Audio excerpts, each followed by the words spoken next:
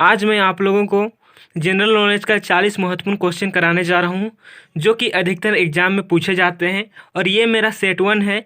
इसी तरह सेट 2 आएगा, सेट 3 आएगा, सेट 5 आएगा। इस तरह करके सेट बाय सेट आते रहेगा। तो दोस्तों, मेरा सेट बाय सेट महत्वपूर्ण क्वेश्चन पढ़ने के लिए आप लोग मेरे चैनल को सब्सक्राइब कर लीजिएगा और बेल आइकन को दबा दीजिएगा। दोस्तों चलिए वीडियो को स्टार्ट करते हैं। दोस्तों आज का फर्स्ट क्वेश्चन देखिए क्या है। क्वेश्चन क्या है देखिए, निम्नलिखित लोकसभाओं में से किसने 5 वर्षों से अधिक की अवधि तक कार्य किया। ठीक है, यानी कि चौथी लोकसभा या 5वीं लोकसभा या 6ठी लोकसभा या 8वीं लोकसभा, किसने। ठीक है, ये बताना है। तो दोस्तों आप सभी लोग जानते हैं कि जो लोकसभा की जो अवधि है, कार्यकाल की जो अवधि है 5 वर्ष का होता है। ठीक है, परंतु किसी विशेष परिस्थिति के कारण उस अवधि को बढ़ाया जा सकता है। ठीक है, तो और कितने वर्ष के लिए बढ़ाया जा सकता है? सिर्फ 1 वर्ष के लिए बढ़ाया जा सकता है। तो जो 1976 का जो 5वीं लोकसभा था, ठीक है, ये जो 5वीं लोकसभा था जिसका कार्यकाल था, उसको 2 बार कितने वर्ष के लिए बढ़ाया गया? मैं बोला कि 1-1 वर्ष के लिए बढ़ाया जा सकता है। ठीक है, 1 वर्ष के लिए। तो 2 बार क्या किया गया? 1 वर्ष करके और 1 वर्ष, मतलब 2 बार 1-1 वर्ष करके बढ़ाया गया था दोस्तों। तो कब? 1976 में बढ़ाया गया था। और ये जो है इसका आंसर क्या हो जाएगा? 5वीं। तो चलिए नेक्स्ट क्वेश्चन हम लोग देखते हैं। तो देखिए next question, question number 2। Question number 2 क्या है देखिए, वर्ष 1917 किसके लिए जाना जाता है? ठीक है, जो वर्ष 1917 है वो किसके लिए जाना जाता है? तो दोस्तों जो 1917 है वो किसके लिए जाना जाता है? रूस में 1917 ईस्वी में हुई क्रांति की एक श्रृंखला को समूह के रूप से रूसी क्रांति का नाम दिया गया था। ठीक है, तो जो 1917 है वो किसके लिए जाना जाता है? रूसी क्रांति के लिए जाना जाता है दोस्तों। चलिए नेक्स्ट क्वेश्चन देखते हैं हम लोग। Question number 3। क्वेश्चन नंबर 3 में क्या है, मंदिरों की उत्तरी शैली किस रूप में जानी जाती है। तो किस रूप में जानी जाती है? जो उत्तरी शैली है वो किस रूप में जानी जाती है? तो नागर के रूप में जानी जाती है। ठीक है, चलिए नेक्स्ट क्वेश्चन देखते हैं हम लोग। Question number 4। देखिए क्वेश्चन नंबर 4 क्या है, यूनिसेफ, ठीक है, UNICEF का मुख्यालय निम्नलिखित में किस नगर में स्थित है? ठीक है, तो किस नगर में स्थित है दोस्तों? तो ये न्यूयॉर्क में है। ठीक है, न्यूयॉर्क में। और जो यूनिसेफ है इसका फुल फॉर्म क्या होता है दोस्तों? यूनाइटेड, ठीक है, यूनाइटेड नेशन, ठीक है, यूनाइटेड नेशन चिल्ड्रेन फंड। ठीक है, यूनाइटेड नेशन चिल्ड्रेन फंड। तो इसका फुल फॉर्म क्या हो जाता है? United nation children fund. ठीक है, तो ये कहाँ, इसका जो मुख्यालय है वो कहाँ है? न्यूयॉर्क में है। ठीक है, चलिए नेक्स्ट क्वेश्चन देखते हैं। Question number 5। क्वेश्चन नंबर 5 में क्या है, भारत पर सबसे पहले आक्रमण करने वाला कौन थे? ठीक है, जो भारत में सबसे पहले आक्रमण किए थे वो कौन लोग थे? तो वो कौन लोग थे दोस्तों? आर्य लोग। ठीक है, आर्य लोग। चलिए नेक्स्ट क्वेश्चन, क्वेश्चन नंबर 6 देखते हैं। क्वेश्चन नंबर 6 क्या है? क्वेश्चन नंबर 6 देखिए क्या है कि अर्थशास्त्र का जनक या प्रवर्तक किसे कहा जाता है? ठीक है, तो किसे कहा जाता है और किसे माना जाता है? ये एडम स्मिथ को माना जाता है। अगर आप लोग अर्थशास्त्र पढ़े होंगे क्लास 11th का तो आप लोग को पता होगा। ठीक है, चलिए नेक्स्ट क्वेश्चन देखते हैं। Question number 7। क्वेश्चन नंबर 7 क्या है, चक्रवात कब होता है या फिर चक्रवात कब आता है? ठीक है, यानी चक्रवात की दशा कब होती है? ठीक है, तो आप लोग को बताना है चक्रवात की दशा कब होती है। जब चारों ओर की निम्न दाब होता है? नहीं, ये गलत है। अगर बीच में अधिक दाब रहेगा तो निम्न दाब रहेगा, चक्रवात नहीं होगा। ठीक है, और देखिए दूसरा में क्या है, दूसरा पॉइंट, जब केंद्र में उच्च दाब और चारों ओर निम्न दाब होता है? नहीं, ये तो दोनों का मीनिंग एक ही निकल गया। चलिए नीचे वाला देखते हैं, तीसरा नंबर, जब केंद्र में निम्न दाब और चारों ओर उच्च दाब होता है तब होता है क्या? चक्रवात दोस्तों। तो इसका आंसर क्या हो जाएगा? सी हो जाएगा। जब केंद्र में निम्न दाब होता है और चारों ओर उच्च दाब होता है, तब चारों ओर से क्या आता है? वायु घेरने के लिए आता है। ठीक है, सॉरी दोस्तों, बैक हो गया था। तो क्या होता है यहाँ? इसका आंसर क्या हो जाएगा? C number. ठीक है, चलिए नेक्स्ट क्वेश्चन देखते हैं हम लोग। Question number 8। क्वेश्चन नंबर 8 क्या है देखिए। जायरे का पुराना नाम क्या है? ठीक है, जायरे जायरे है, उसका पुराना नाम क्या है? तो क्या है? कांगो। ठीक है, चलिए नेक्स्ट क्वेश्चन देखते हैं। Question number 9। क्वेश्चन नंबर 9 में क्या है? भारत में आलवन जल की सबसे बड़ी झील कौन सी है? आलवन। ठीक है, तो कौन सा झील है? वुलर झील है। चलिए नेक्स्ट क्वेश्चन देखते हैं। Question number 10। क्वेश्चन नंबर 10 में क्या है देखिए। विश्व की सबसे लंबी नदी कौन सी है? तो आप लोगों को पता होगा विश्व की सबसे लंबी लंबी नदी कौन सी है? नील नदी है। ठीक है, आंसर क्या हो जाएगा? नील। चलिए नेक्स्ट क्वेश्चन देखते हैं। Question number 11। और ये जो मेरा क्वेश्चन का जो सेट है वो 40 क्वेश्चन का सेट है। ठीक है, चलिए देखिए 11 नंबर में क्या लिखा है। पत्ती में खंभ मृदुतक का मुख्य प्रकार क्या है? ठीक है, तो क्या है? प्रकाश संश्लेषण। चलिए नेक्स्ट क्वेश्चन देखते हैं हम लोग। देखिए क्वेश्चन नंबर 12 क्या है। भारतीय अर्थव्यवस्था किस प्रकार की अर्थव्यवस्था है? जो भारतीय अर्थव्यवस्था है किस प्रकार की अर्थव्यवस्था है?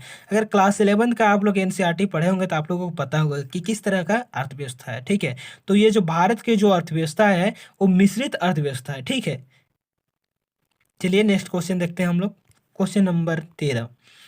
देखिए ये साइंस का क्वेश्चन है। कोशिकाओं में तुरंत ऊर्जा उत्पादन के लिए हमको क्या लेना चाहिए? जो कोशिकाओं में तुरंत ऊर्जा उत्पादन के लिए क्या लेना चाहिए? आप सभी लोग देखें दोस्तों, एथलेटिक्स में जो लोग दौड़ते हैं, एथलेटिक्स जो लोग करते हैं, ठीक है, यानी एथलेटिक्स का ये है प्लेयर है, तो वो लोग क्या करते हैं? दौड़ने के बाद क्या लेते हैं? ग्लूकोज लेते हैं। ठीक है, क्या लेते हैं? ग्लूकोज लेते हैं, ताकि तुरंत उन लोग को ऊर्जा मिले।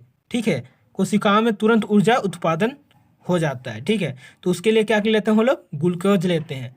तो इसका आंसर क्या हो जाएगा? ग्लूकोज। ठीक है, ग्लूकोज लिखा हुआ है, ग्लूकोज होता है। ठीक है, उच्चारण हम लोग ग्लूकोज करते हैं। ठीक है, तो चलिए नेक्स्ट क्वेश्चन देखते हैं। Question number 14। क्वेश्चन नंबर 14 ये भी एक साइंस का क्वेश्चन है।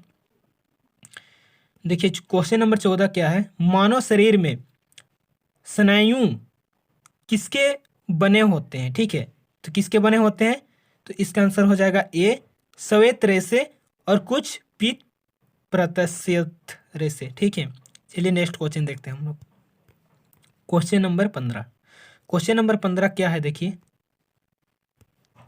क्वेश्चन नंबर 15 क्या है। निम्नलिखित प्रकार के मलेरिया में से कौन सा प्राणनाशी मलेरिया है? तो ये जो मलेरिया का जो टाइप दिया गया है, तो इसमें से कौन सा प्राणनाशी मलेरिया है? तो जो दुर्दम है, ये डी नंबर को आंसर वो क्या है? प्राणनाशी मलेरिया।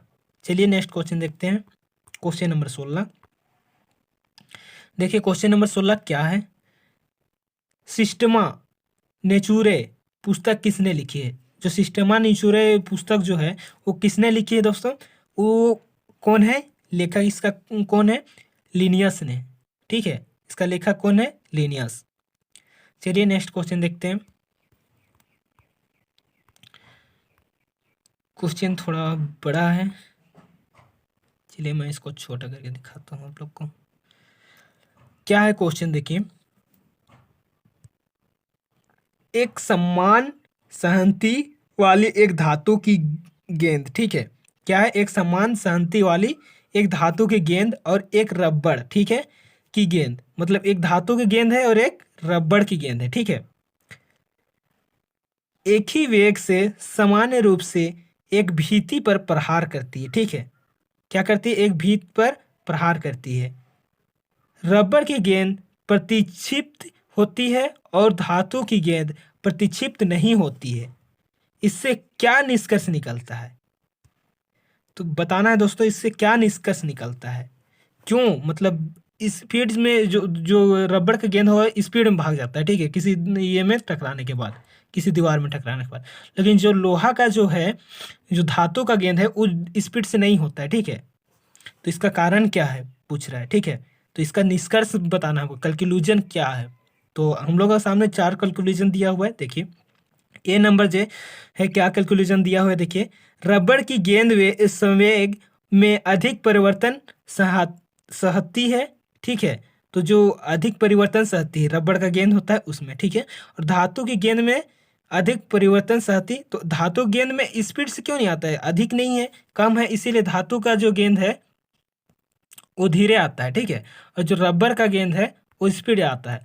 तो देखिए दोस्तों, ये जो तो बिल्कुल गलत है, ऊपर वाला थोड़ा सही है, ठीक है। और नीचे कोई भी ऐसा पॉइंट है तो देखते हैं। दो ही संवेग में एक साथ परिवर्तन सहती है, दोनों एक साथ नहीं होता है। जब भी आप रबड़ का गेंद को और ये धातु का गेंद को एक साथ पटकिएगा तो एक साथ और रिटर्न नहीं आएगा, ठीक है। क्यों नहीं आएगा? क्योंकि देखिए धातु का जो ये होता है वो जो संवेग क्या होता है, अधिक परिवर्तन नहीं होता है, क्योंकि उसका उतना है ही नहीं।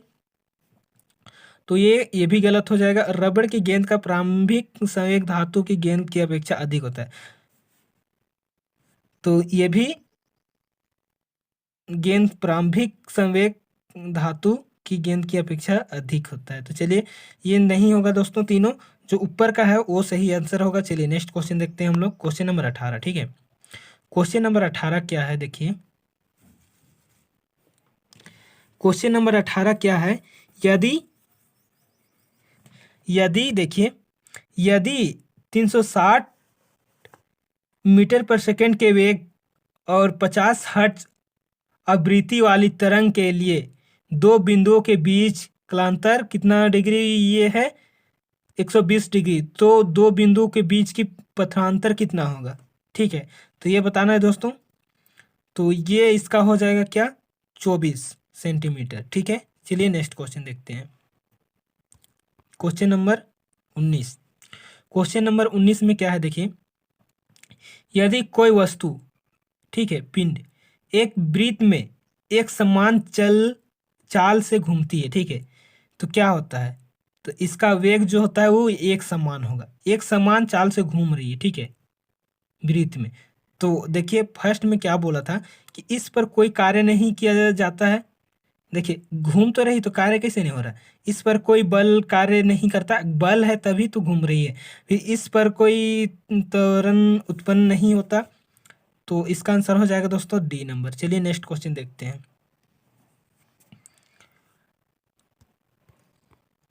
Question number 20। क्वेश्चन नंबर 20 क्या है, सोनोग्राफी में प्रयुक्त तरंगे, मतलब जो सोनोग्राफी होता है उसमें क्या कौन सा तरंग उपयोग किया जाता है। तो दोस्तों इसमें कौन सा तरंग उपयोग किया जाता है, प्रासर्वे तरंग की उपयोग किया जाता है, ठीक है, प्रासर्वे तरंग। चलिए नेक्स्ट क्वेश्चन देखते हैं, क्वेश्चन नंबर 21।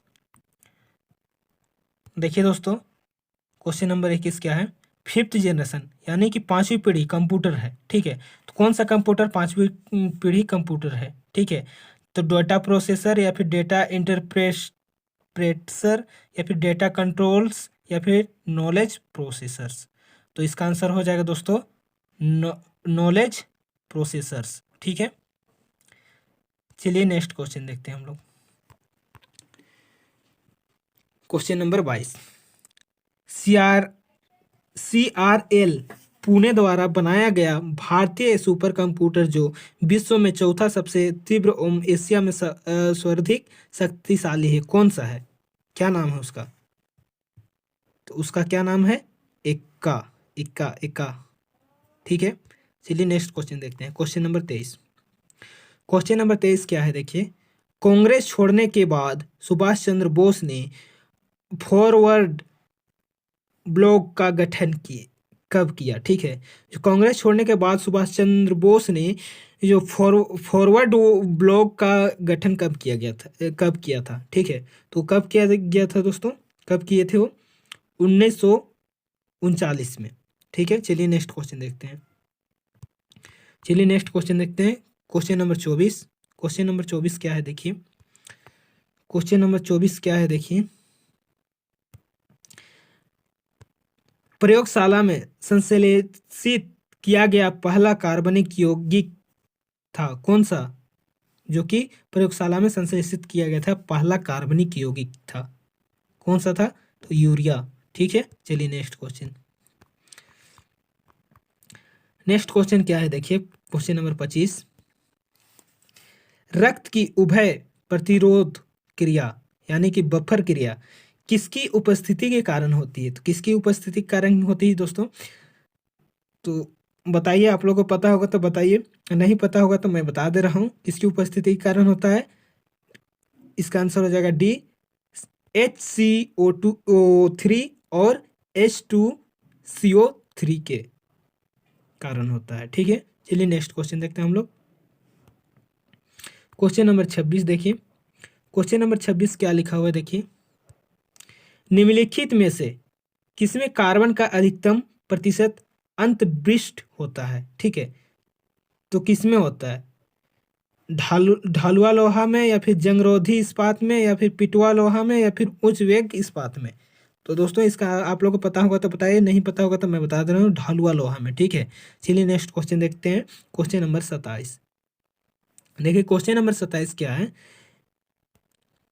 निम्नलिखित में से कौन सा खाद्य श्रृंखलाओं द्वारा संचयन के लिए महत्वपूर्ण शक के सहित प्रतीत होता है? ठीक है, मतलब निम्नलिखित में कौन सा खाद्य श्रृंखलाओं द्वारा संचयन के लिए, ठीक है, महत्वपूर्ण शक के सहित प्रतीत होता है, मतलब सबसे अच्छा प्रतीत होता है। ठीक है, खाद्य श्रृंखलाओं के लिए, संचयन के लिए, तो कौन होता है?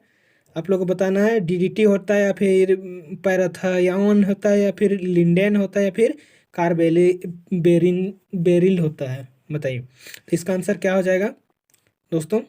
DDT। चलिए नेक्स्ट क्वेश्चन देखते हैं हम लोग, क्वेश्चन नंबर 28। ठीक है, क्वेश्चन नंबर 28 क्या है देखिए। निम्नलिखित कथनों, ठीक है, निम्नलिखित कथनों में से कौन सा या फिर कौन से कथन सत्य है, ये बताना है। ठीक है, 4 कथन है, तो बताना है कि कौन सा कथन सत्य है। ठीक है, चलिए देखते हैं कौन सा कथन सत्य है।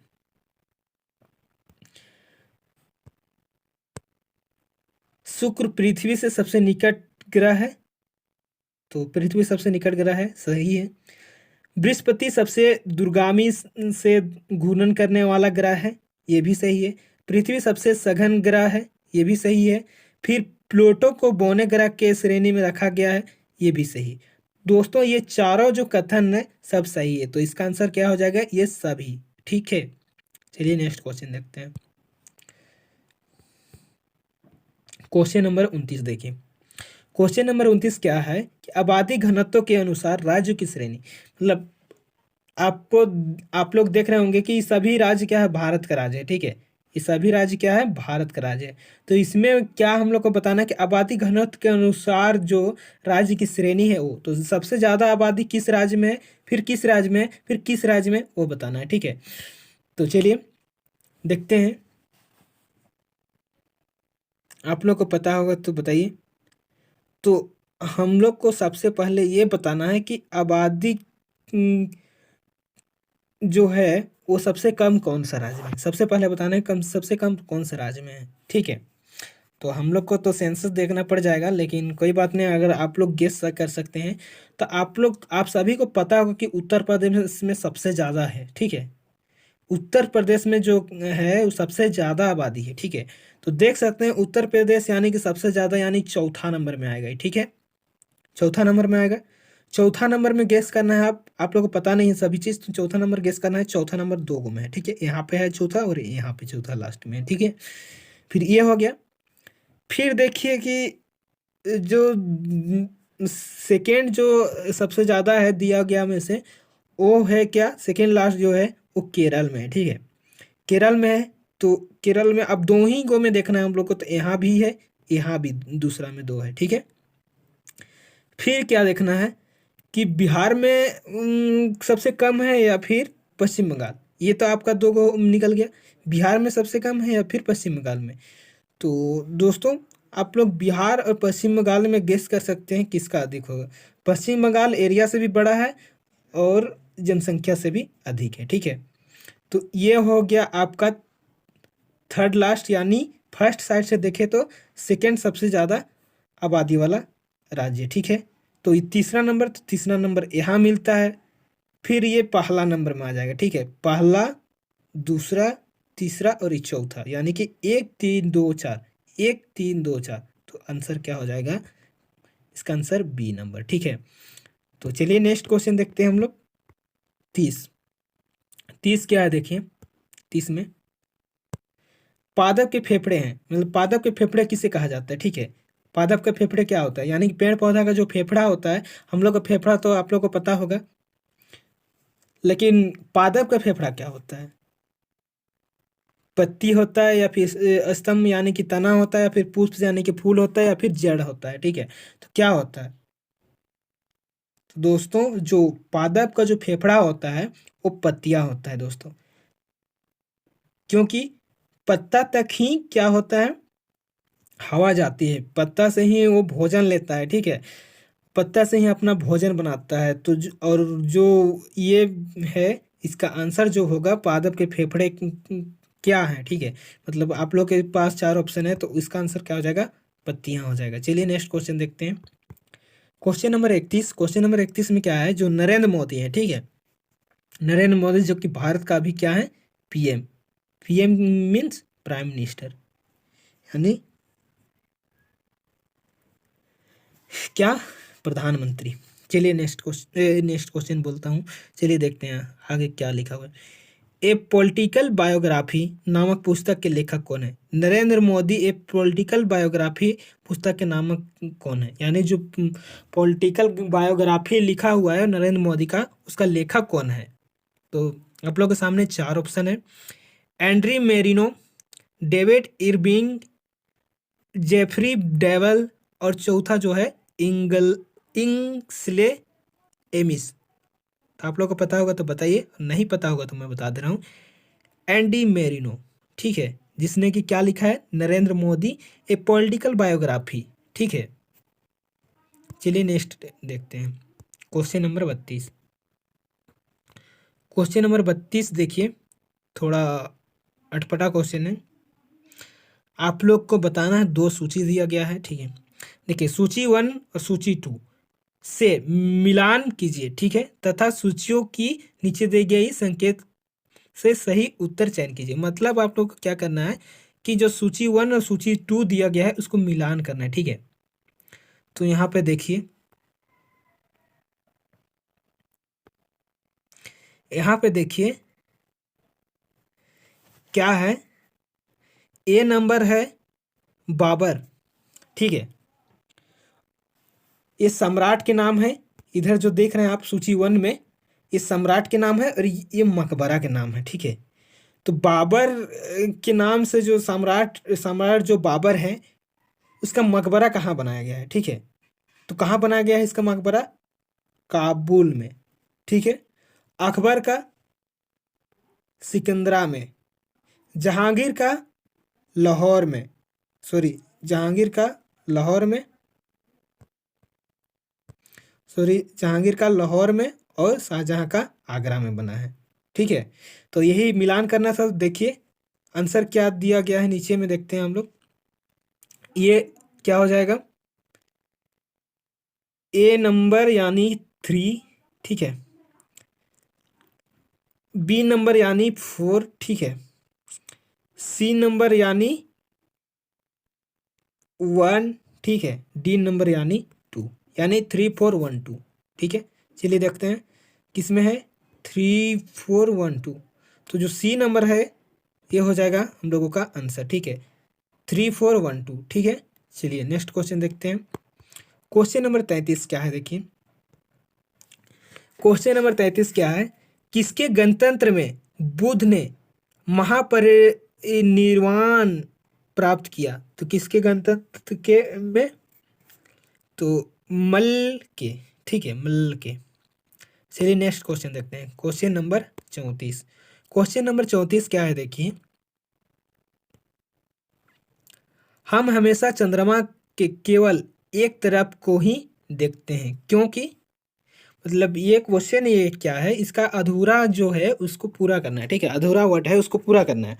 यानी हम हमेशा क्या करते हैं, चंद्रमा के केवल एक ही तरफ देखते हैं, तो देखते हैं, इसका कारण क्या है, क्यों, देखिए क्यों कि चंद्रमा की अपेक्षा अपने चंद्रमा की अपने अक्ष पर घूर्णन की अवधि पृथ्वी के चारों तरफ इसके परिक्रम की अवधि के बराबर होता है। मतलब क्या हुआ, देखिए समझिए एक बार, क्या हुआ इसका मतलब, चंद्रमा की जो अपनी अक्ष है, ठीक है, तो अक्ष पर क्या घूर्णन की जो अवधि है, ठीक है, जो घूर्णन की जो अवधि है, ठीक है, पृथ्वी के चारों तरफ इसके परिक्रमण की अवधि के बराबर है। तो इसका परिक्रम की जो अवधि है उसके क्या है, बराबर है। इसीलिए क्या करनी होता है, हम लोग क्या करते हैं कि हमेशा क्या है, चंद्रमा का सिर्फ एक ही भाग को देखते हैं, यानी एक ही तरफ क्या करते हैं, देखते हैं, ठीक है।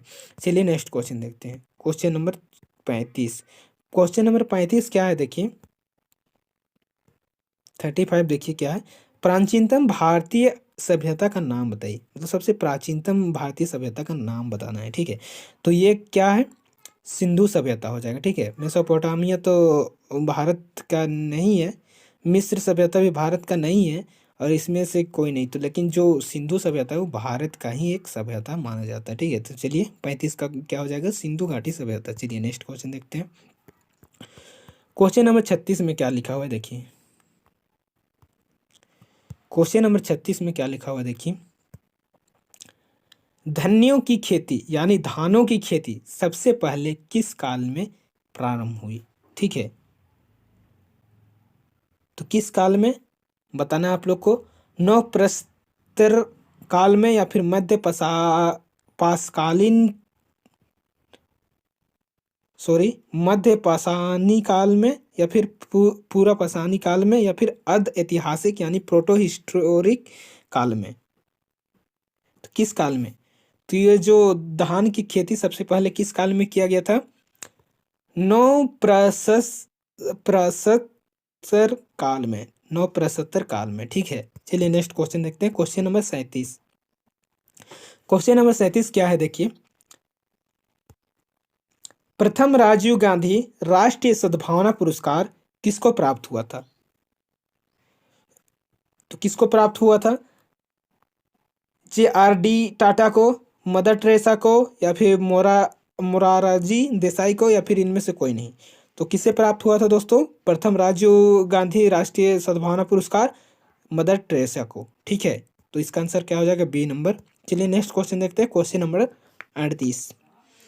देखिए क्या है क्वेश्चन, अंतर्राष्ट्रीय साक्षरता दिवस प्रतिवर्ष निम्नलिखित में से किस दिन मनाया जाता है, राष्ट्रीय साक्षरता दिवस, ठीक है, किस दिन मनाया जाता है, 8 सितंबर को, या 18 मार्च को, 28 मार्च को, या फिर 18 सितंबर को दोस्तों। तो इसका आंसर क्या हो जाएगा, 8 सितंबर को क्या मनाया जाता है, अंतर्राष्ट्रीय साक्षरता दिवस मनाया जाता है प्रतिवर्ष। चलिए नेक्स्ट क्वेश्चन देखते हैं, क्वेश्चन नंबर 39, ठीक है। देखिए निम्नलिखित में से किस मुगल शासक को निर्माताओं यानी भवन का राजकुमार कहा गया है, ठीक है, निर्माताओं का राजकुमार कहा गया, तो किसको कहा गया था, कहा गया है अकबर को कहा गया है, जहांगीर को, शाहजहां को, या फिर बाबर को। तो निर्माताओं का राजकुमार किसे कहा गया है, तो दोस्तों किसने बनवाया था, आगरा का लाल किला, और किसने बनवाया था आगरा का ताजमहल, शाहजहां ने। तो इसे को क्या कहा गया है, निर्माताओं का राजकुमार। चलिए नेक्स्ट क्वेश्चन और अंतिम क्वेश्चन देखेंगे हम लोग, क्वेश्चन नंबर 40। क्वेश्चन नंबर 40 क्या है, देखिए थोड़ा लंबा है, ठीक है, थोड़ा लंबा है। देखिए क्या है, पेपर उद्योग कागज के निर्माण के लिए पल्प यानी लुगदी उत्पादित करने हेतु विभिन्न प्रकार की लकड़ियां जैसे कपास, लिनेन, रेक्स का उपयोग करता है, ठीक है। निम्नलिखित सामानों में से सर्वश्रेष्ठ ग्रेड पेपर को उत्पादित करने के लिए किसे उपयोग में लिया जाता है, ठीक है। सबसे अच्छा पेपर जो उपयोग ये बनाने के लिए किस चीज़ को लिया जाता है, ठीक है, मतलब किस चीज़ का पेड़ को लिया जाता है, ठीक है। पेपर उद्योग में सबसे अच्छा पेपर बनाने के लिए किस पेड़ को लिया जाता है, यानी किस पेड़ का तना को लिया जाता है, या फिर क्या बोले, लकड़ी को लिया जाता है, ठीक है। तो किस पेड़ का लिया जाता है, तो इसका आंसर हो जाएगा दोस्तों बांस एवं घासों को लिया जाता है सबसे अच्छा पेपर बनाने के लिए, ठीक है।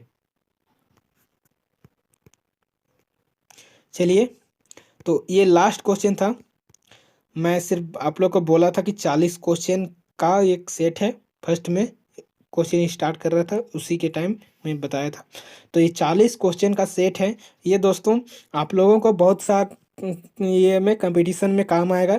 ये अभी एनटीपीसी चल रही है, एनटीपीसी के साथ आरआरबी ग्रुप डी में भी आप लोगों को बहुत सहायता करेगा। इसके साथ आप लोगों को एसएससी का एग्जाम में भी बहुत सहायता करेगी दोस्तों। तो दोस्तों आप लोग को मैं 40 क्वेश्चन कराया, इसी तरह से आप लोग को रोज दिन मैं 40 क्वेश्चन दूंगा, ठीक है। जिसका वीडियो आप लोगों को 7 बजे, यानी 7 बजे और 8 बजे के बीच में, ठीक है, आप लोगों को मिल जाएगा। यानी 7 से 8 के बीच में आप लोगों को वीडियो मिल जाएगी, ठीक है।